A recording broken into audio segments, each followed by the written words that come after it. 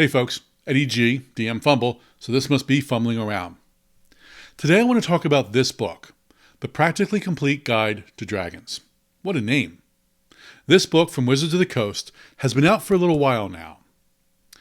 I want to try to answer a couple of questions now that I've had some time to look it over and as we approach the holiday gift-giving season.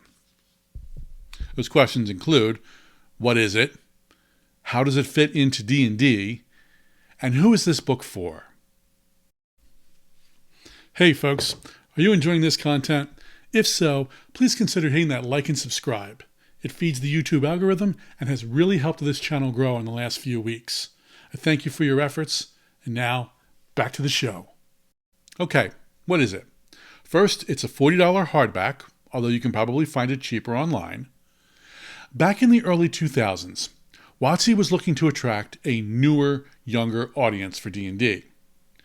Part of this was a series of Dragonlance books under the banner The New Adventures. Along with that, they started releasing a series of Practical Guide to books. The first was Dragons in 2006, but later books would cover monsters, fairies, and vampires. They also extended the Dragons books with two sequels, Dragon Riding in 2008 and Dragon Magic in 2010. The three Dragons books are all told from the point of view of Sindri Suncatcher, a Kender wizard. Yes, a Kender wizard. And one of the main characters of that previously mentioned New Adventures series. This means these books are technically Dragonlance books. By the way, those other practical books do not have any Dragonlance connection that I know about. If you know one, please leave a comment below. These three books went out of print long ago, and the prices for them on the secondary market are ridiculous. Fast forward to today, where we find ourselves in that space between editions. Now, I don't care what anyone says, D&D 24, that's what I'm calling it, is going to be different enough from 5e, regardless of what we're being told by Wizards and Hasbro. And I'm looking at you, 3.5. During this time, Wizards likes to throw out a few edition-neutral books, like the new Lore and Legends, those pair of cookbooks they have out, and I would add this book to that list.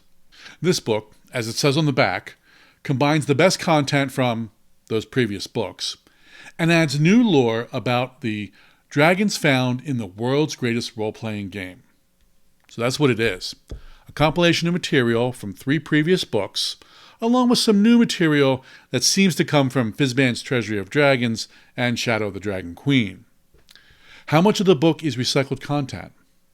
Luckily, I was able to get my hands on those previous books. Shout out to my local library. And I can say that easily 90% or more of this book is reused content from those previous offerings. It should also be noted, not everything from those three previous books makes its way into this new book, but most of it does. And speaking of omissions, sadly, there are some great technical illustrations from Larry Elmore showing what a dragon rider's saddle and lance would look like and how it would operate on a dragon. It's one of the book's most glaring missteps, not including that content in this new book. The new content includes details on the Dragon Queen, the Platinum Dragon, Draconians, and basically the flavor text from some of the new subclasses from Fizban's.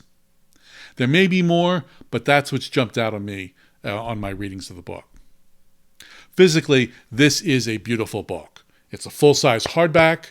The front and back feature spot metallic printing. The font is reminiscent of the previously released Young Adventurers books.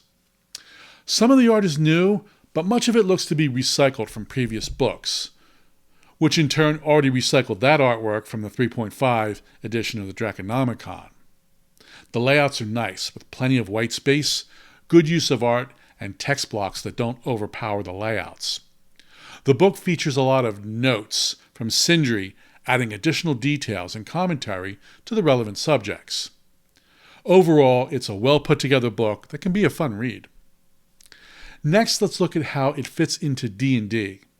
There's two ways to answer this. Either it doesn't fit at all, or it fits it completely. And let me explain what I mean. First, it doesn't fit at all. This book has no crunch or game mechanics. Even a cursory skim of the content will show you that that's not the focus of this book. And while the book looks at each of the dragons and some dragonkin in detail, including lairs, none of the lairs are useful maps, but instead just some simple drawings. Okay, the book completely fits. The fluff that is presented here fits in with the D&D lore of dragons, both in appearance and other aesthetics. An enterprising DM might be able to use pages as various in-game handouts concerning dragon lore. The book also features a draconic script that could be used for everything from warnings in a dragon's lair to secrets encoded in paintings. There are also useful phrases, so your players who speak Draconic can have a bit of flavor text that they can leverage for role-playing. Finally, let's look at the last question. Who is this book for? The short answer is not us.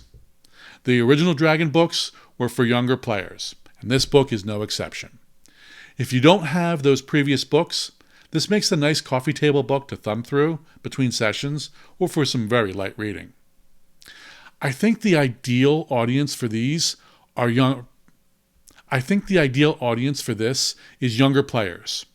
If they're already reading the younger adventure books, try again. I think the ideal audience are those younger players. If they are already reading the Young Adventurer's guides, this fits in nicely. The price may be a bit high, again, but online sales will save you some money. As the holidays approach, I think this could be a nice book for the younger gamer in your life. Otherwise, maybe get them a copy of Fizzbands. If you want to check it out for yourself, I highly suggest getting a copy from your local library.